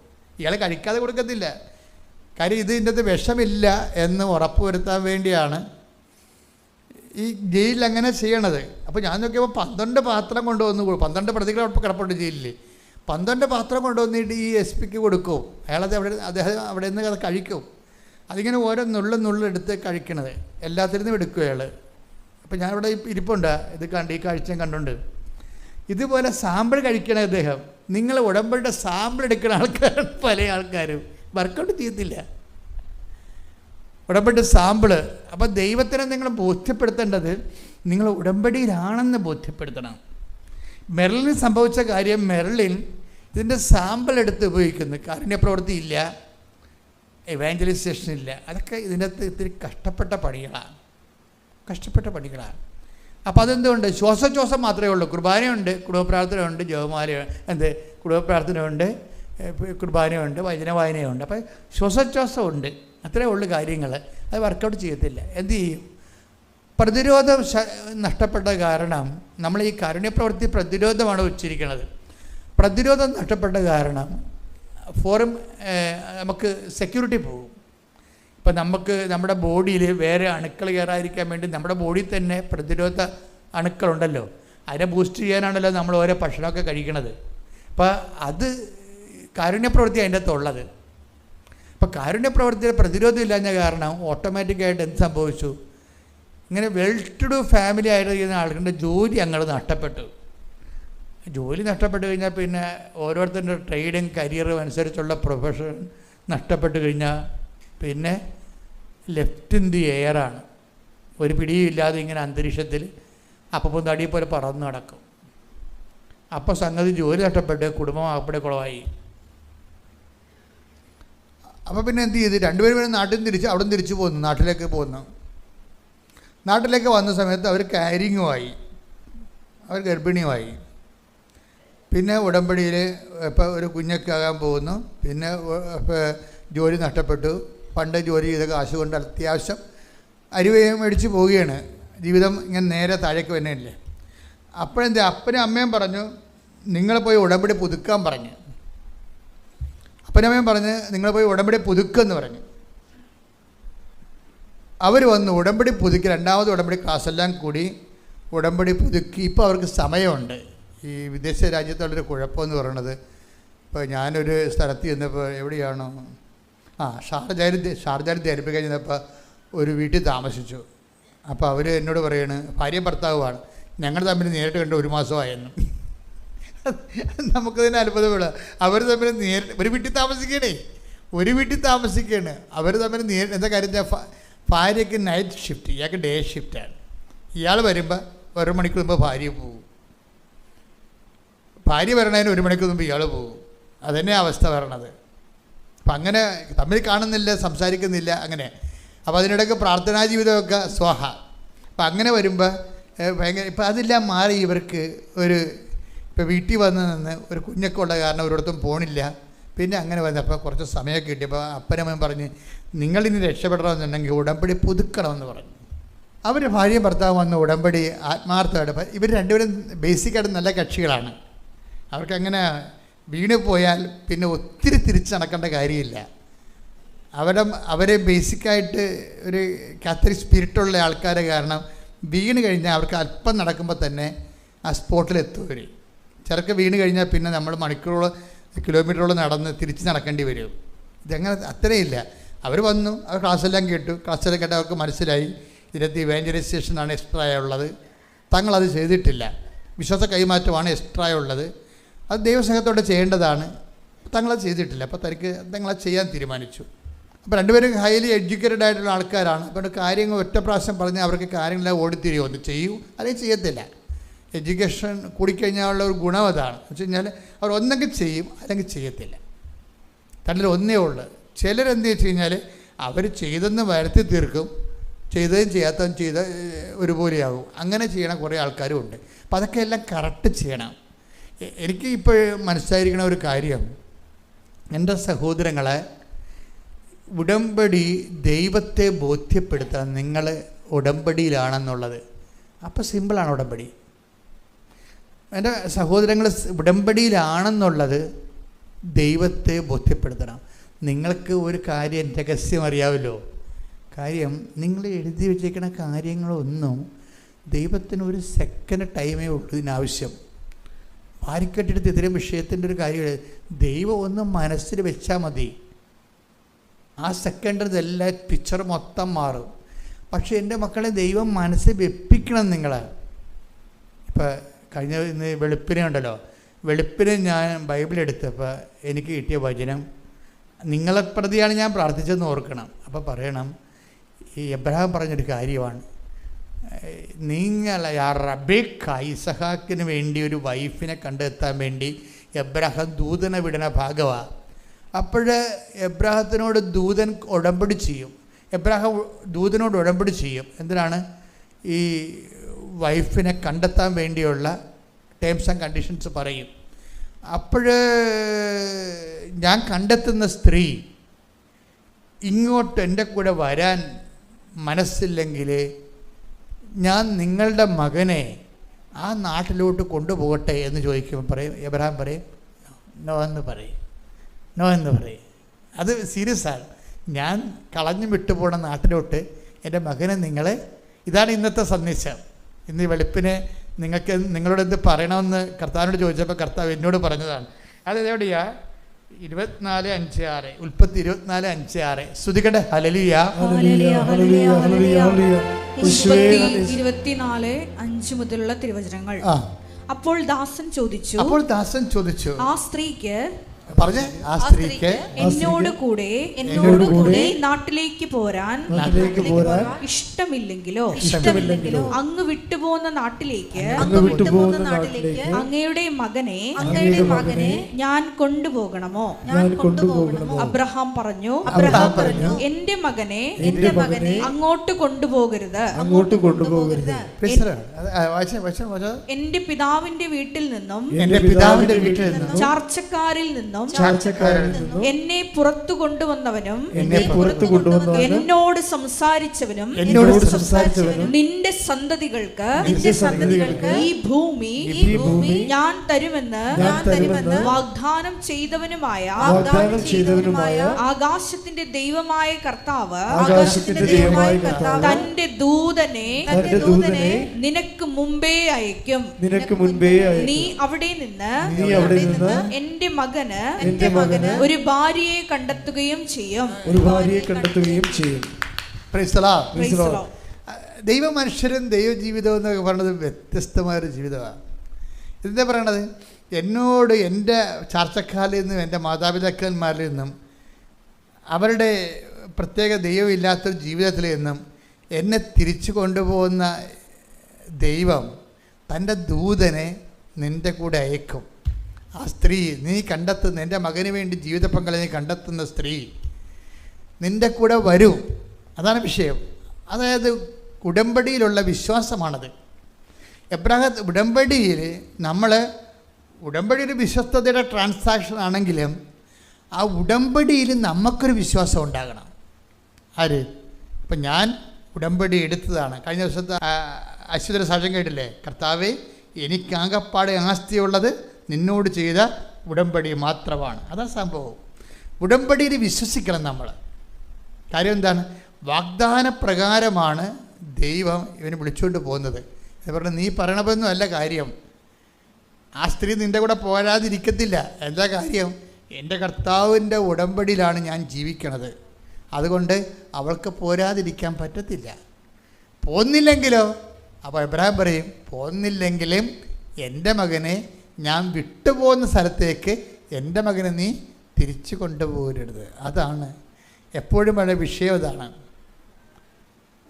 ഈ പട്ടി സഞ്ചരിക്കുമ്പോഴേ പട്ടി പോണ കണ്ടില്ലേ? നമ്മുടെ കൂടെ വരുമില്ല, പള്ളിയിലൊക്കെ വരുത്തില്ലേ അല്ലേ? അവൻ മുമ്പിൽ ചിലപ്പോൾ പുറകിലേ പിടിക്കത്തുള്ളൂ. എന്താ കാര്യം? അവൻ കാണുന്ന തെങ്ങും മുട്ട മുഴുവൻ മൂത്രം ഒഴിച്ചേ വരത്തുള്ളൂ. അവർ കാണുന്ന എന്തിനാണ് കാര്യം? ഈ വീട്ടുകാരൻ നഷ്ടപ്പെട്ടാലും അതിൻ്റെ മൂത്രത്തിന് മണം പിടിച്ച് അവൻ്റെ വീട്ടിൽ പോകണം. പട്ടിക്ക് വളരെ കാൽക്കുലേഷൻ ഉണ്ട്. അതുകൊണ്ടാണ് കാണുന്നിടത്ത് എല്ലാം കാല് പൊക്കി മൂത്രം ഒഴിച്ചുകൊണ്ട് പോകണത്. ഈ കാല് പൊക്കി മൂത്രം ഒഴിക്കണ പട്ടികളെപ്പോലെ ആയിരിക്കരുത് ഉടമ്പടി. തിരിച്ചു പോകണമെന്ന് വിചാരിക്കരുത്. It's very serious thing. എന്ന് വെച്ചാൽ നമ്മൾ ഉടമ്പടി കഴിയുമ്പോൾ നമ്മൾ വിട്ടുപോകുന്ന പലരുടെയും കുഴപ്പങ്ങൾ അതാണ്. എന്ന് വെച്ച് കഴിഞ്ഞാൽ നിങ്ങൾ 90 ദിവസം മാത്രമല്ലേ ഉള്ളൂ. 90 ദിവസം കഴിയുമ്പോൾ പിന്നെ 5:30 എഴുന്നേക്കേണ്ട കാര്യമില്ലല്ല. അതാണ് സംഭവം. ഉടമ്പടി 90 ദിവസം മാത്രമല്ലേ ഉള്ളൂ. എങ്ങാനും ഒരു 90 ദിവസം കൂടെ ഒപ്പിച്ചെടുത്തു കഴിഞ്ഞാൽ പിന്നെ 5:30 എഴുന്നേക്കേണ്ട, ഇഷ്ടംപോലെ കിടന്ന് ഉറങ്ങാമല്ല. അത് പട്ടി വഴിനീളെ മൂത്രം ഒഴിക്കണ പോലെ ഇരിക്കും. മനസ്സിലായില്ലേ? തിരിച്ചു പോകുന്നു. ഉടമ്പടിയിലും പ്രധാനപ്പെട്ട കണ്ടീഷൻസ് എന്താണ്? നീ പോകുന്ന ലക്ഷ്യം സാധിച്ചില്ലെങ്കിലും നീ ഉടമ്പടിയിൽ നിന്ന് തിരിച്ചു പോരരുത്.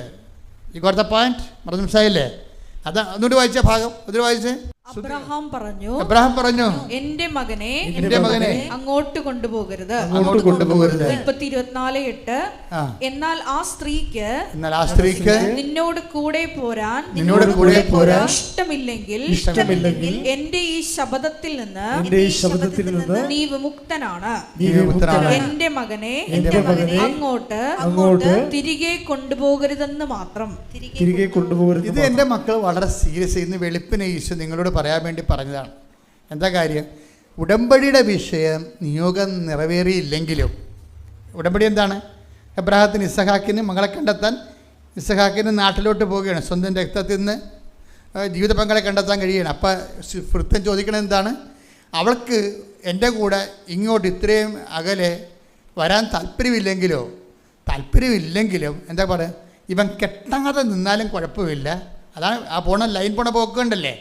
ഇവൻ കെട്ടാതെ നിന്നാലും കുഴപ്പമില്ല, എൻ്റെ മകനെ ഞാൻ വിട്ടുപോകുന്ന സ്ഥലത്തേക്ക് നീ തിരികെ കൊണ്ടുപോകരുത്.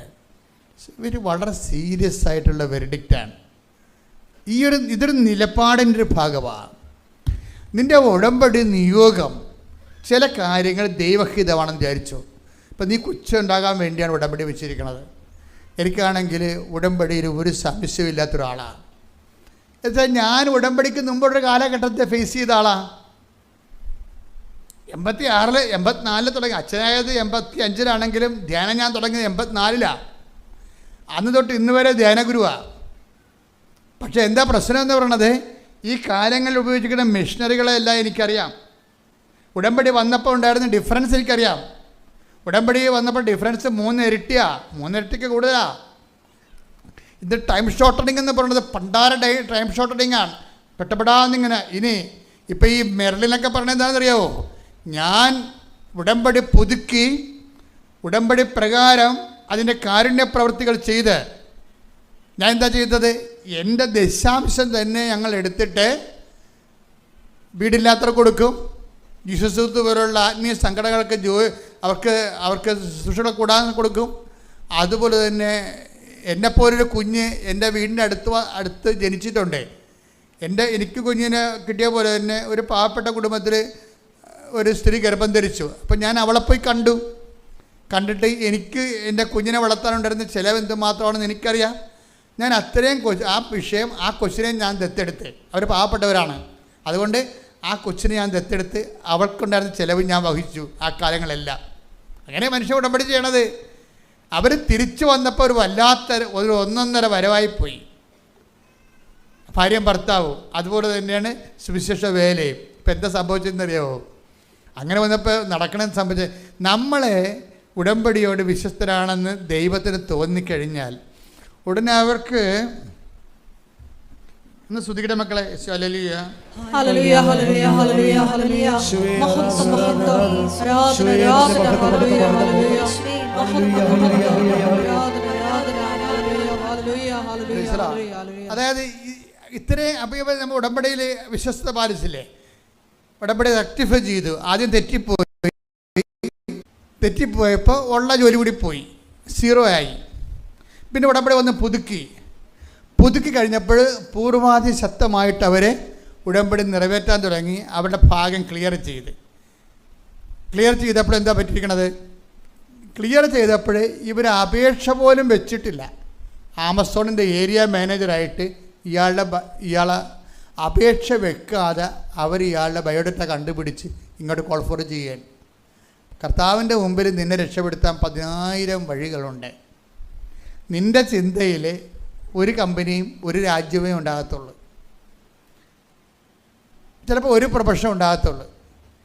ഉടമ്പടി ഓപ്പൺ മാർക്കറ്റിൽ ഇട്ട് കഴിഞ്ഞാലുള്ള ഗുണമെന്ന് പറഞ്ഞാൽ, ഓപ്പൺ മാർക്കറ്റ് എന്ന് പറഞ്ഞാൽ എന്താ കാര്യം, കർത്താവിൻ്റെ സാധ്യതയ്ക്ക് ഇടണം.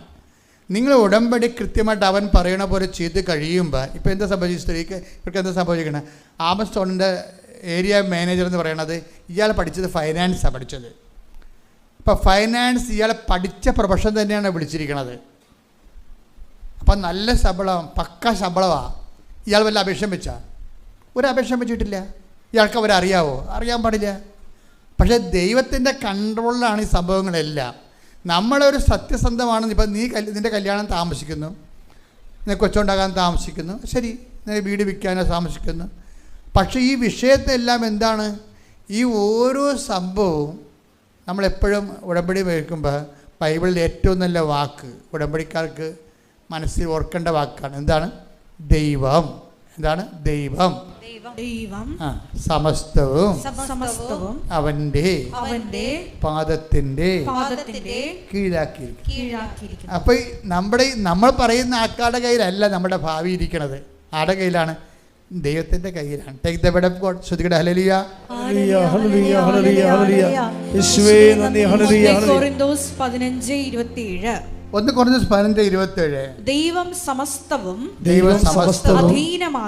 അധീനമാക്കി തന്റെ പാദത്തിൻ കീഴാക്കിയിരിക്കുന്നു. സമസ്തവുമാണ് നിന്റെ ജോലി, വീട്, വിവാഹം, പെൻഷൻ, PR, ഈ സമസ്തവും കർത്താവിൻ്റെ കീഴിലാണ്. അപ്പം അതുകൊണ്ട് തന്നെ നമ്മുടെ മുമ്പിലുള്ള എന്താണ്, നമ്മൾ ഈ സമസ്തവും ദൈവത്തിൻ്റെ കീഴിലാക്കണം. അതാണ് വിഷയം. നമ്മൾ സമസ്തവും നമ്മുടെ ചിന്ത, ആലോചന, അതുപോലെ തന്നെ നമ്മുടെ പ്രവർത്തനങ്ങൾ എല്ലാത്തിനെയും. കഴിഞ്ഞ ദിവസങ്ങളിൽ ഈ ഗോകുൽകൃഷ്ണയുടെ സാക്ഷ്യങ്ങളിലൊന്ന്, ഒത്തിരി സാക്ഷ്യങ്ങളുണ്ടാവില്ല, അല്ല ഒരു സാക്ഷ്യം പറയണത്, ഞാൻ ചെറുപ്പമാണ്, ഈ ടൈറ്റ് യൂത്തിൻ്റെ ടൈമാണ്, എനിക്ക് 25 വയസ്സേ ഉള്ളൂ. ഇപ്പോൾ ഞാൻ ജർമ്മനി ചെല്ലുമ്പോൾ എനിക്ക് ഭയങ്കര ബോറടിച്ച്. എന്താണ് കാര്യം? ആ പ്രായം ബോറടിക്കണ പ്രായമാണ്. കാര്യം എല്ലാവർക്കും തന്നെ ലൈനുണ്ട്, അതാ വിഷയം. കാര്യം അവർക്ക് ഈ ആൾക്കാർക്ക് ആ പ്രായത്തിൽ ബോറടിക്കുമ്പോൾ ഓരോരുത്തർ ചിലപ്പോൾ നല്ലതായിരിക്കും, ചിലപ്പോൾ മോശമായിരിക്കും, ചിലപ്പോൾ പണി കിട്ടും, പല പരിപാടിയാണ്. പക്ഷേ ഇവരുടെ മാനസികാവസ്ഥ എന്താ? മാനസികാവസ്ഥ എന്ന് പറയുന്നത് തനിക്കാരും ഇല്ലല്ലോ എന്നുള്ളതാണ്. അപ്പനമ്മ വീട്ടിലല്ലേ, ഇടയ്ക്കിങ്ങനെ സ്കൈപ്പിൽ തിരിച്ചുകൊണ്ടിരിക്കണമെന്നല്ലാതെ കാര്യമില്ലല്ലോ. അത് ഫ്രെയിം വെച്ച ഫോട്ടോ പോലെയാണ്. അമ്മ ചോദിക്കുന്നത് തിന്നാന്ന് ചോദിക്കും, അതാണ് ചോദിക്കത്തുള്ളൂ, വേറെ ഒന്നും ചോദിക്കത്തില്ല. കഴിച്ച നിൻ്റെ മുടി എന്താണ് ഇങ്ങനെ ഇരിക്കണത്? ഇത് സ്ഥിരം ചോദ്യമാകുമ്പോൾ ഒരു കൊല്ലം ആകുമ്പോൾ അമ്മയെ വെറുക്കും. കാര്യം ഇവർക്ക് ഇത് ചോദിക്കാനല്ലേ അറിയാൻ പാടുള്ളൂ. ശമ്പളമാണെങ്കിൽ ശമ്പളം ചോദിക്കും, ശമ്പളം കിട്ടിയില്ലേ മോളെ എന്നൊക്കെ ചോദിക്കും. അത് ഒരു കൊല്ലം കേൾക്കുമ്പോൾ തന്നെ അറിയാം ഈ തള്ള വാ പൊളിക്കണ ശമ്പളത്തിനാണെന്നുള്ളൂ. അപ്പം നമ്മളോട് പറഞ്ഞില്ലെങ്കിലും നിങ്ങളെക്കുറിച്ച് അവർക്കൊരു ധാരണയാകും. ഉള്ളിൽ നിങ്ങളുടെ ഫോട്ടോ കാണുന്നത് തന്നെ അവർക്ക് മടുപ്പാകും. കാര്യം ചോദിക്കാൻ പോണ കാര്യം ഇത്രയാണ്. അതിങ്ങനെ റെക്കോർഡ് ചെയ്ത് വെച്ച് കഴിഞ്ഞാൽ ഈ അമ്മ വിളിക്കുമ്പോൾ റെക്കോർഡ് ഓൺ ചെയ്താൽ മതി. കഴിച്ചു, ശമ്പളം കിട്ടി അല്ലെങ്കിൽ കിട്ടിയില്ല, നമ്മൾ റെക്കോർഡ് ചെയ്ത് വെച്ചാൽ മതി. അപ്പോൾ അവർ ഓക്കെ ആവും. അപ്പോൾ എപ്പോഴും നമ്മൾ ശ്രദ്ധിക്കണം ഈ വിഷയങ്ങളെ. കാര്യം കൈ വിട്ട് നിൽക്കുന്ന ആ പിള്ളേർ ഇവിടെ കൈകാര്യം ചെയ്യണമെങ്കിൽ നമ്മൾ വേറെ കോളേജിൽ പോയി ഓടിക്കേണ്ടി വരും. അവരുടെ മനസ്സിലുണ്ടാകുന്ന ട്രാജഡി ഒന്നും നിങ്ങളോട് പറയണമെന്നൊരു നിർബന്ധമില്ല. അതുകൊണ്ട് എപ്പോഴും നല്ലത് ഉടമ്പടി എടുത്ത് അതിങ്ങൾക്ക് വേണ്ടി പ്രാർത്ഥിക്കുക. എന്താ കാര്യം? നമുക്കറിയത്തില്ല എന്ത് അണ്ടർ കറണ്ടാണ് പോകണമെന്ന്. ഇപ്പോൾ ഗോകുൽ കൃഷ്ണൻ എന്താ പറയണത്? എനിക്ക് ബോറടിക്കാൻ തുടങ്ങി ഒറ്റക്ക് നടന്ന്. എല്ലാവർക്കും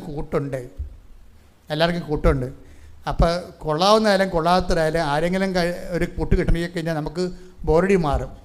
അത് എല്ലാ യൂത്തും അനുഭവിക്കുന്ന പ്രശ്നമാണ്. എല്ലാ യൂത്തും അനുഭവിക്കുന്ന കാര്യം. ഒരു പ്രണയക്കൂട്ട് കിട്ടിയില്ല എന്നുണ്ടെങ്കിൽ ഇവർക്ക് കോംപ്ലക്സാണ്. എന്താണ്? തനിക്കെന്തോ കുഴപ്പമുള്ളത് കൊണ്ടാണ് നമുക്ക് ഒന്നും ഒക്കാതെ വന്നതെന്ന് തോന്നുന്നു. അത് നമ്മൾ അമ്മയോടൊന്നും പറയും. ചിലർ അപ്പം അമ്മയോടൊക്കെ ഈ സംഭവം അങ്ങോട്ട് ഡിസ്കസ് ചെയ്യും, ചിലർ ഡിസ്കസ് ചെയ്യത്തില്ല. അപ്പോൾ ഇവരുടെ മനസ്സിലുള്ള ഒരു ചങ്കടിപ്പെന്ന് പറയുന്നത് തനിക്കെന്തോ കുഴപ്പമുണ്ട്, തൻ്റെ ബോഡിക്കെന്തോ കുഴപ്പമുണ്ട്, തൻ്റെ സംസാരത്തിന് എന്തോ കുഴപ്പമുണ്ട്, താൻ തിരിവാകുകയാണ്. ഓപ്പൺ മാർക്കറ്റിൽ താൻ തിരിവാകുകയാണ്. അപ്പോൾ പിന്നെ ഇവിടെ കാണിക്കണത് എന്താണ്? തിരിവാകാതിരിക്കാൻ വേണ്ടി ഞാൻ വലിയ സംഭവമാണെന്ന് അറിയിക്കാൻ വേണ്ടി പുതിയ പുതിയ അഭ്യാസങ്ങൾ കാണിക്കും. ഇവിടെ കാലുകുത്തുന്ന ഓരോ മനുഷ്യരും ഞാൻ ചൂടാകണത് ആത്മീയ കാപഠ്യം ഉണ്ടെങ്കിൽ അത് വിടാത്തുള്ളൂ. മറ്റുള്ള കാര്യങ്ങൾക്ക് I am not bother about it. നിങ്ങൾ കർത്താവിനെ പറ്റിക്കുന്നുണ്ടെങ്കിൽ തീർച്ചയായിട്ടും വയറ്റിപ്പഴപ്പിന് വേണ്ടി ദൈവത്തിന് ദുർവിനിയോഗിച്ചാൽ ഞാൻ നിങ്ങളുടെ ഉടമ്പടി കറക്റ്റ് ചെയ്യാൻ വേണ്ടി ചിലപ്പോൾ ചൂടാകണതാണത്. അല്ലാതെ ആൾക്കാരെ നോക്കി ചൂടാകണതല്ല. ഉടമ്പടി കറക്റ്റ് ചെയ്യാൻ വേണ്ടി നിങ്ങൾ ശാസിക്കുന്നതാണ്, അല്ലേ ഉള്ളു. അല്ലാതെ നിങ്ങൾ എന്ത് ലിപ്സ്റ്റിക് തേച്ച് വന്നാലേ എനിക്കൊന്നും പ്രശ്നമൊന്നുമില്ല. ഇനി ഇന്നാളൊരാൾ മുഴുവനും മദാമയെ പോലെ കളറൊക്കെ ചെയ്ത് വന്ന് ഞാൻ ചിരിച്ച്. അത്രേ ഉള്ളൂ. അത് അവരുടെ പ്രായത്തിന് അവർക്കത് ചെയ്ത് അങ്ങ് മുന്നോട്ട് പോകേണ്ടത്. അതിനകത്ത് കുഴപ്പമൊന്നുമില്ല. പക്ഷേ അതല്ല പ്രശ്നം. ഈ ഒറ്റപ്പെടലെന്ന് പറയുന്ന സംഭവം. നമ്മൾ ഒറ്റപ്പെട്ട് കഴിഞ്ഞാൽ നമുക്ക് ഓപ്പൺ മാർക്കറ്റിൽ നമുക്ക് ഡിമാൻഡില്ലെന്ന് കണ്ടു കഴിഞ്ഞാൽ നമ്മൾ ഇതുപോലുള്ള അഭ്യാസങ്ങൾ കാണിക്കും. പക്ഷെ കുറച്ച് കഴിയുമ്പോൾ കിഡ്നി പോകുക, ഇത് നമുക്ക് പിടിച്ചിരിക്കാൻ പറ്റത്തില്ല. കമ്പനിക്കാരൊക്കെ എത്ര നമ്മളെ ശ്രദ്ധിച്ചാലും കുറച്ച് കഴിയുമ്പോൾ ഒരു കമ്പനിക്ക് നമ്മളെ പിടിച്ചു നിർത്താൻ പറ്റത്തില്ല. കുറച്ച് കഴിയുമ്പോൾ നമ്മൾ 40-30 വയസ്സോ ഉള്ളെങ്കിൽ 60 വയസ്സിൻ്റെ ബ്രാൻഡിൽ ഇരിക്കുകയുള്ളൂ. കമ്പനിയുടെ കാര്യങ്ങളെല്ലാം കെമിക്കലല്ലേ. അപ്പോൾ നമുക്ക് ആ വഴിക്ക് പോയിട്ട് ചിന്തിക്കാം. അപ്പോൾ അതിനേക്കാളെല്ലാം മനസ്സിൻ്റെ കണ്ടൻറ്റ് വരണം. ഇപ്പോൾ ഇവിടെ നല്ല പ്രായമാണ്.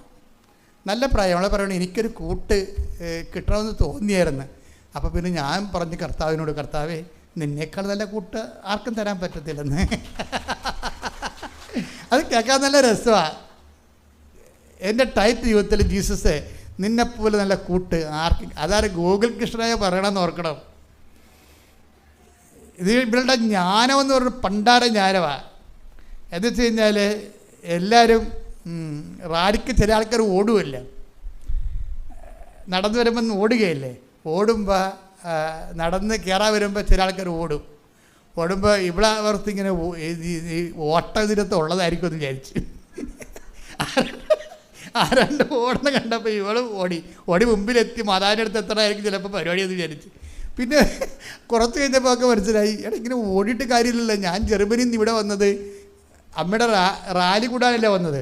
ഞാൻ ഓട്ടം നിർത്തിയപ്പോൾ എനിക്ക് കാര്യം ഭയങ്കര ചൂടാണ്. ശരിയാണ്, നമ്മൾ വെയിലത്തൂടിയല്ലേ പോയത്, നല്ല പൊള്ളണ വെയിലത്തൂടിയാണ് പോയത്. അപ്പോൾ ശരിയൊക്കെ വിറക്കാൻ തുടങ്ങി. അപ്പോൾ ഈ അവിടെ നിന്ന് തണുപ്പിൽ നിന്ന് ഇങ്ങോട്ട് ലാൻഡ് ചെയ്യുമ്പോൾ ബോഡി വേറെ ഒരു കണ്ടീഷനാണ് ഒരാഴ്ച. പിന്നെ ശരിയായി പറഞ്ഞെങ്കിൽ എൻ്റെ അവസ്ഥയൊക്കെ ഭയങ്കര ഗതികേടായിരുന്നു. ചൊറിഞ്ഞും മാന്തിയൊക്കെ ഞാനൊരു കണക്കിനാണ് ഈ ഫ്രാൻസിലൊക്കെ ജീവിച്ചത്. ചുണ്ടൊക്കെ വല്ല വല്ലാത്ത മനുഷ്യ, ചൊരിയും മുഴുവൻ മുഴുവൻ ഇങ്ങനെ പൊടി വന്ന് വയസ്സന്മാരെ പോലെ ഇരിക്കും, പൊടിയൊക്കെ കയറി ശരീരത്തിൽ മുഴുവൻ പൊടി പോലെയൊക്കെ വരും. അതുകൊണ്ട് അവരെല്ലാം കുറേ സാധനങ്ങളൊക്കെ തേച്ചാണ് അവരവിടെ നിൽക്കുന്നത്. അപ്പോൾ അത് ഇവർ വന്ന് ഇവിടെ ലാൻഡ് ചെയ്ത് കഴിഞ്ഞപ്പോൾ ഭയങ്കര ചൂട്, തണുപ്പിനും ചൂടിലൊക്കെ വന്നത്. അപ്പോൾ ഈ ചൂടെടുത്തിട്ട് നിൽക്കാൻ പറ്റണില്ല. ഉടനെ ഗോകുൽ കൃഷ്ണ പറയുവേ, കർത്താവേ എനിക്കിത് റാലി പൂർത്തിയാക്കാൻ പറ്റാത്ത രീതിയിൽ ചൂടാണ് ഇവിടെ. അതുകൊണ്ട് ഞാൻ എൻ്റെ കുടുംബത്തിൽ നിന്ന് മരിച്ചു പോയിട്ടുള്ള എൻ്റെ പൂർവ്വപിതാക്കന്മാരുടെ ശുദ്ധീകരണത്തിന് ആത്മാക്കളുടെ വീണ്ടെടുപ്പിന് വേണ്ടി ഞാൻ എൻ്റെ ശരീരത്തിൻ്റെ ചൂട് കാഴ്ചവെക്കണം.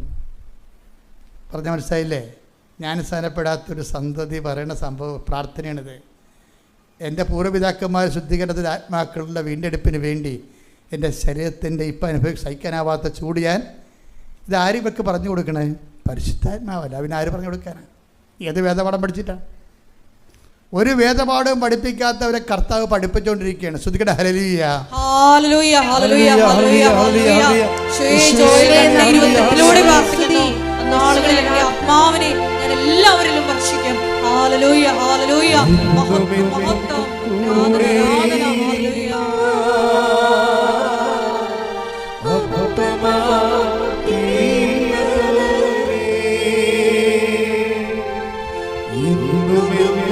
കൂടെ